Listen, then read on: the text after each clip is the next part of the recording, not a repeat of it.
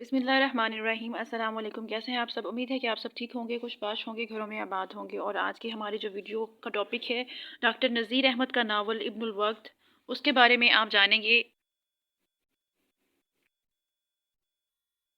इसके उन्वानात में हम डिस्कस करेंगे डिप्टी नज़ीर अहमद का मुख्तसर तारुफ और तसनीफ़, नावल इब्नुल वक्त का पस मंज़र, नावल इब्नुल वक्त का तनकीदी जायज़ा, नावल इब्नुल वक्त की किरदार निगारी, मुकालमा निगारी, इब्नुल वक्त का प्लाट, ज़ुबान और असलूब, नावल इब्नुल वक्त का खलासा, तज्ज़ियाती मुतालिया।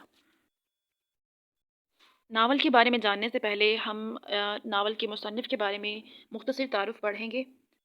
मौलवी नज़ीर अहमद उर्दू नावल के बानी शम्सुल उलमा ख़ान बहादुर ख़ान हाफिज़ डिप्टी मौलवी नज़ीर अहमद एक अजीम नावल निगार, शायर, मुकाला निगार, नसर निगार, मज़ा निगार, मुतरजम ने 6 दिसंबर 1930 को हिंदुस्तान के ज़िला बजनूर में रहेड़ पर अफजलगढ़ तहसील नगीना में मौलवी सआदत अली के घर में जन्म लिया। एक मशहूर बुजुर्ग शाह अब्दुल गफूर आज़म पूरी के ख़ानदान से ताल्लुक़ रखते थे। डिप्टी नज़ीर अहमद के नाम से मशहूर हैं। LLD की डिग्री की वजह से कभी कभी इन्हें डॉक्टर नज़ीर अहमद कहा जाता है।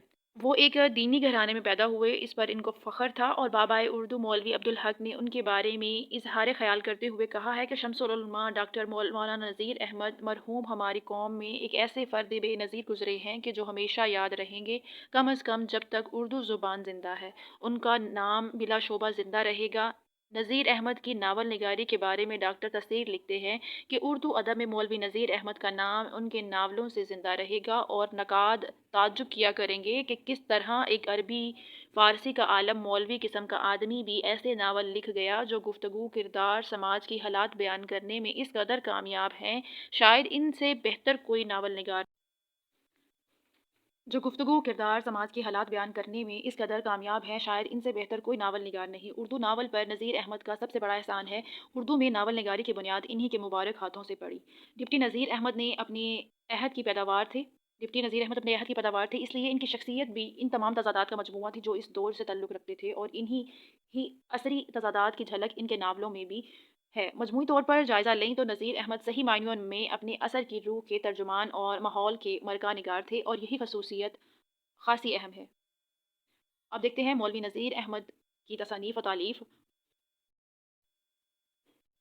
डिप्टी नज़ीर अहमद के नावल, वीडियो ज़्यादा लंबी ना हो इस वजह से मैं उनको नहीं रीड करूँगी। डिप्टी नज़ीर अहमद की कुतब, डिप्टी नज़ीर अहमद की मजहबी कुतब, डिप्टी नज़ीर अहमद के खताबात, डिप्टी नज़ीर अहमद के तराजुम, डिप्टी नज़ीर अहमद की शायरी।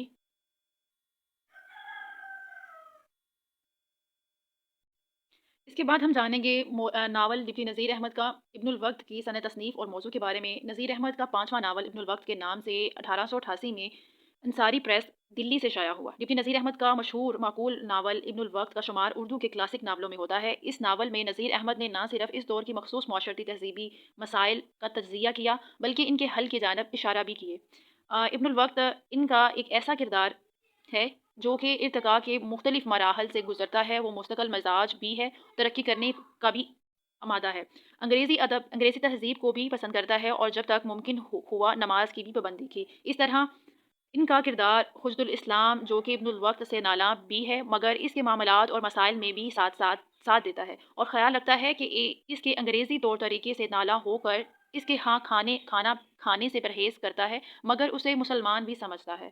ये उर्दू का पहला ऐसा नावल है जो जिसमें अपने दौर के समाजी सियासी मसाइल को भरपूर तरीके से पेश किया गया है। इस नावल में 2 अहम किरदार हैं, एक इब्नुल वक्त जो नावल का हीरो है, और दूसरा हज्जुल इस्लाम। नावल का हीरो जदीद तहजीबी कदरों को पेश करता है, और हज्जुल इस्लाम मशरकी तहजीब की हमायत करता है। इनका ये नावल इस दौर का 3 नज़रियात के हामिल मशरकियत, मगरबियत और बैन बैन का नुमाइंदगी करता है। यानी कि 3 नज़रियात है इसमें, एक मशरकी और एक मगरबी ख़यालात, और एक तीसरा नज़रिया वो है जो इनके दरमियान में चलता है। सर सैयद शिबली हाली नज़ीर अहमद बैन बैन के कायल थे, और जो चीज़ें जिसमें अच्छी हैं इनको अपनाया जाए, और बेजा रसूमात से दस्तबरदार हो जाया जाए। आसान लफ्ज़ों में अगर कहें तो 19वीं सदी के शुमाली हिंदुस्तान के मुसलमान अंग्रेज़ों की हुकूमत में तलीमी याफ्ता होने के बावजूद 3 ग्रुपों में तकसीम हो गए। पहले ग्रुप में वो उलमा थे जो मगरब और अंग्रेज़ों की हर चीज़ से भटके بھٹکتے تھے، یعنی مغرب تعلیم اور انگریزی حاصل کرنے اور مغربی تہذیب اپنانے کو عصائیت قبول کرنے کے برابر سمجھتے تھے۔ دوسرا گروہ وہ تھا کہ ان حضرات کا تھا جن کا عقیدہ تھا کہ مسلمانوں کی بھلائی اسی میں ہے کہ وہ مغربی علوم حاصل کریں، مغربی طرز زندگی اپنا لیں۔ اس گروہ کے سربراہ سر سید تھے، انہوں نے اس مقصد کے لیے علی گڑھ مسلم یونیورسٹی قائم کی۔ تیسرا گروہ وہ ہے ان لوگوں کا جو مغربی تعلیم میں تھے، لیکن ان نتائج سے گھبرا کر وہ مغرب مشرق میں ایک توازن قائم کرنے کی کوشش کرنے لگے۔ ان میں ڈپٹی نذیر احمد، مولانا شبلی نعمانی اور اکبر علا آبادی وغیرہ پیش ہیں۔ دراصل سر سید اور نذیر احمد دونوں ہی مغربی علوم کے دلدار تھے، لیکن جب مغربی علوم کے نتیجے میں سب سے بڑی چوٹ مذہب پر پڑنے لگی تو نوجوان مذہب سے بیگانہ ہونے لگے تو نذیر احمد نے لوٹ کر مذہب میں پناہ لی، لیکن سر سید احمد خان حالات سے سمجھوتہ کرتے ہوئے آگے بڑھ گئے۔ نذیر احمد سر سید سے صرف اس حد تک اتفاق کرتے تھے کہ مسلمان مغربی تعلیم حاصل کریں اور ملازمت کریں، باقی باتوں میں وہ سر سید پر کڑی تنقید کرتے تھے۔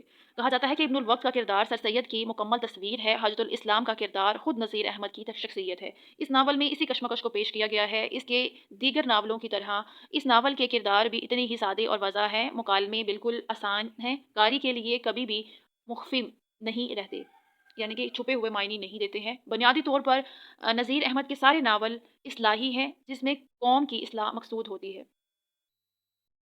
اب ہم دیکھتے ہیں ناول ابن الوقت کا پلاٹ۔ ناول ابن الوقت کا جو پلاٹ ہے وہ نہایت سیدھا سادہ اور سپاٹ ہے۔ پلاٹ کے بارے میں بتاؤں تو جو واقعات اور کرداروں کی جس ترتیب سے اس کو بیان کیا جاتا ہے اس کو پلاٹ کا نام دیا جاتا ہے، یعنی اگر ترتیب واقعات کی ایک خاص ترتیب جو کہ ہوتی ہے وہ اگر ہوگی تو پلاٹ اچھا ہوگا۔ تو ابن الوقت کا جو پلاٹ ہے وہ نہایت سیدھا سادہ اور سپاٹ ہے، اس میں کسی قسم کی پیچیدگی موجود نہیں ہے۔ پلاٹ کو سمجھنے کے لیے جو کہ اختصار کے ساتھ اس کا پلاٹ کا خلاصہ ہم پیش کرتے ہیں تاکہ آپ کو سمجھ آ جائے کہ اس کا پلاٹ اور اس کی ترتیب کیا ہے۔ ابن الوقت جو کہ ناول کا ہیرو ہے اور یہ دلی کا ایک کھاتا پیتا نوجوان ہوتا ہے اور اس کا تعلق شاہی قلعے سے بھی ہوتا ہے۔ جب غدر کے ہنگامے ہوتے ہیں تو ایک دن وہ ایک زخمی انگریز افسر نوبل صاحب کی جان بچاتا ہے اور اسے اپنے گھر میں پناہ دیتا ہے، اور اس کے صلے میں اسے ایک معقول جاگیر اور ایکسٹرا اسسٹنٹ کمشنر کا عہدہ دیا جاتا ہے۔ نوبل صاحب کی باتوں سے وہ اتنا امپریس ہوتا ہے کہ وہ اپنی قوم کی اصلاح کی خاطر انگریزی طرز معاشرت اختیار کرتا ہے اور اپنا آبائی مکان چھوڑ کر چونی میں انگریزوں کے ساتھ ایک کوٹھی کرائے پر لے کر رہنا شروع کر دیتا ہے، اور اس کوٹھی میں جا کر اکیلا رہنا شروع کر دیتا ہے اور اپنے عزیزوں و اقارب سے سب سے رشتہ توڑ لیتا ہے۔ تو نوبل صاحب جب تک وہ ہندوستان میں رہتے ہیں تب تک دوسرے انگریز اس کی آؤ بھگت کرتے ہیں۔ جب وہ نوبل صاحب ولائت چلے جاتے ہیں تو ان کے دل کی کدورت ظاہر ہونا شروع ہو جاتی ہے اور وہ ابن الوقت کے در پہ ہو جاتے ہیں اور اسے چھاؤنی کی کوٹھی سے نکال دیتے ہیں، کیونکہ انگریزوں کو یہ پسند نہیں ہوتا کہ کوئی دیسی آدمی ان کے علاقے میں ان کا ہمسر بن کر رہے، اور ابن الوقت کو جاب سے بھی نکالنا چاہ رہے ہوتے ہیں، جبکہ ان کا ایک جو رشتہ دار ہے خواجہ خضر بن کر آتے ہیں اور مباحثوں اور مناظروں کے ذریعے سے ان کو مغربی طرز زندگی ترک کرنے پر مادہ کرتے ہیں۔ تب ان کی نوکری بحال ہو جاتی ہے اور ابن الوقت اپنے رشتہ داروں سے جا ملتا ہے۔ اگر ہم بات کریں ناول ابن الوقت کے پلاٹ کے بارے میں تو ہم دیکھتے ہیں کہ ناول کا پلاٹ اتنا پختہ نہیں ہے، اس میں ان کی اصلاح کا عنصر زیادہ غالب ہے۔ ابن الوقت نذیر احمد کی قوت قصہ گوئی پر ان کا ذوق اصلاح غالب آ جاتا ہے، اور نذیر احمد نے جس طرح ایک مخصوص عہد کے واقعات کو اس ناول میں پیش کیا ہے، اگر وہ ناول کے فنی لوازمات کا خیال رکھتے اور پلاٹ کے تسلسل کو طویل مذہبی اور سماجی مباحثوں سے مجروح نہ کرتے تو وہ ایک اچھے ناول کی تخلیق کر سکتے تھے، مگر انگریزی حکومت اور ملک کے معاشی حالات اور مذہبی تہذیب و تمدن کی تقلید اور جدید و قدیم نظام معاشیات کے بیان میں وہ پلاٹ کی تشکیل پر دھیان نہیں دے پاتے، اور نتیجہ یہ ہوتا ہے کہ قصہ جو ہے وہ جگہ جگہ رکتا ہوا اور آگے بڑھتا ہوا نظر آتا ہے، اور ابن الوقت جیسے دلچسپ کردار کے باوجود اس میں کم دلچسپی پیدا ہوتی ہے۔ ویسے ناول کا قصہ بھی معمولی ہے۔ غدر کے ہنگامے میں وہ شخص نوبل نامی اور اس کے علاوہ جو اس مختصر اور سیدھے سادے اور سپاٹ قصے میں ہیں، ان کے مسائل کی ایک لمبی چوڑی فہرست کا اظہار خیال کیا ہے، اور جس کا لازمی نتیجہ جو ہے وہ پلاٹ کی بے رغبتی ہے اور عدم تسلسل کی شکل میں آیا ہے۔ انہوں نے بہت سارے مسائل ڈسکس کرنا شروع کر دیے جس کی وجہ سے پلاٹ بکھرتا ہوا نظر آتا ہے۔ قصے کی ابتدا میں بھی یہ افسانہ مبتلا کی طرح ناول جو سب سے اہم کردار یعنی ابن الوقت کا مکمل تعارف پیش کیا گیا ہے اور قصے کے اختتام پر ابن الوقت کو راہ راست کی طرف آتے ہوئے دکھا کر بڑی خوبصورتی کے ساتھ ناول کو ختم کر دیا گیا۔ اس طرح ناول کے ابتدائی اور آخری قصے میں دلچسپی کا عنصر زیادہ نظر آتا ہے، جبکہ درمیانی حصے میں اپنے عہد کے بے شمار مسائل پر اظہار خیال ایک اچھے پلاٹ کی تعمیر میں نذیر احمد کی ناکامی کا ثبوت فراہم کرتے ہیں۔ ابن الوقت کے بارے میں مختلف نقادوں نے بہت کچھ لکھا ہے۔ ان کا خلاصہ یہ ہے: ابن الوقت کے پلاٹ میں ناول نگار کے ذاتی تجربات کا دخل زیادہ ہے اور تخیل کا کم۔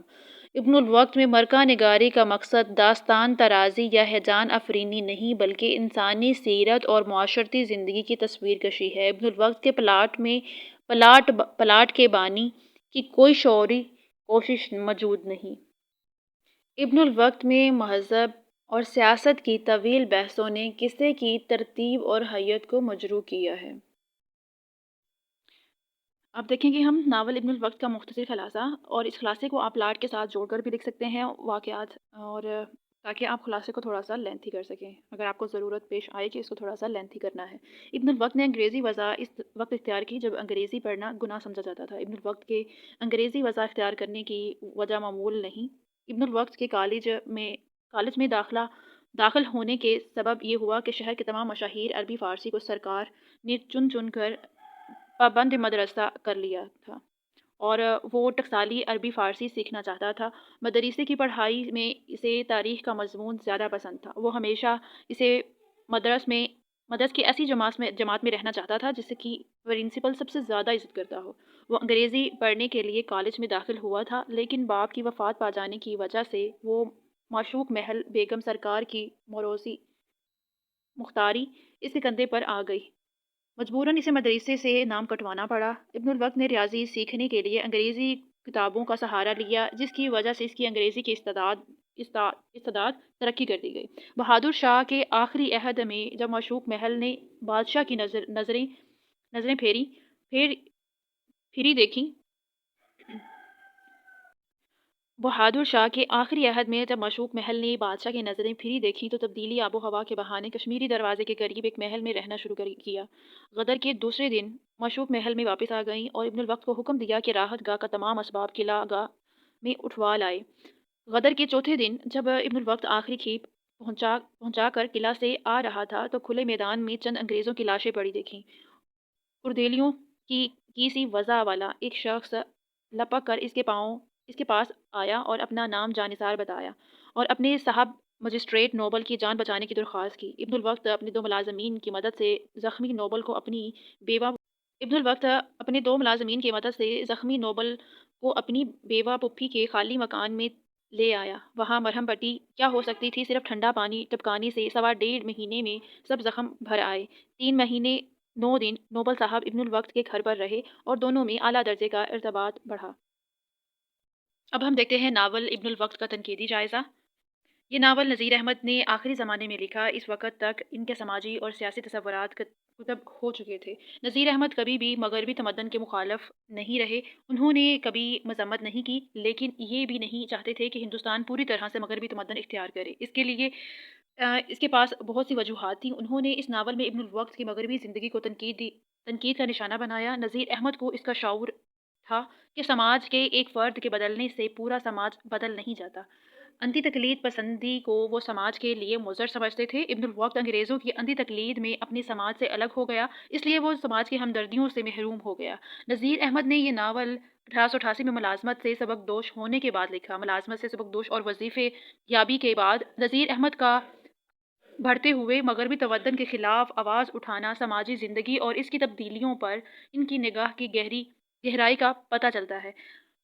ملازمت سے سبکدوش اور وظیفے یابی کے بعد نذیر احمد کا بڑھتے ہوئے مغربی تمدن کے خلاف آواز اٹھانا سماجی زندگی اور ان کی تبدیلیوں پر ان کی گہری نگاہ کا پتہ دیتی ہے۔ انہیں اپنے دور ملازمت میں بے شمار انگریزی دان ہندو عہدیداروں سے واسطہ پڑ چکا تھا۔ ان کی باریک بین نگاہوں نے دیکھ لیا تھا کہ طبقہ مغربی زندگی کا شکار ہے، اپنی زندہ پائندہ جاندار روایات کو چھوڑ کر مغربی تمدن کے سیلاب میں اپنے آپ کو بہا دینے میں اپنی نجات سمجھ رہا ہے۔ اس لیے انہوں نے مغربی تمدن کی انتی تقلید کے خلاف آواز اٹھائی۔ وہ مغرب کی اچھی چیزوں کو جن کے بغیر اس زمانے میں زندگی گزارنا مشکل تھا، مخالفت نہیں کرتے۔ مثال کے طور پر انگریزی حکومت نے تعلیم کی اشاعت کی کوشش کی۔ نذیر احمد نے اس کی مخالفت نہیں کی بلکہ ایک قدم مزید آگے بڑھایا اور قوم کو عورتوں کی تعلیم کی اہمیت اور ضرورت کا احساس دلا کر انفرادی طور پر خود اس ذمہ داری کو پورا کیا۔ برات العروس اس ذمہ داری کو پورا کرنے کی مستحسن کوشش ہے، جس میں انہوں نے بڑے مؤثر انداز میں یہ بھی دکھایا ہے کہ انگریزی تعلیم کو ناگزیر قرار دیا ہے۔ انہوں نے مغربی تہذیب کے ساتھ آئی ہوئی سائنس کی برکت کا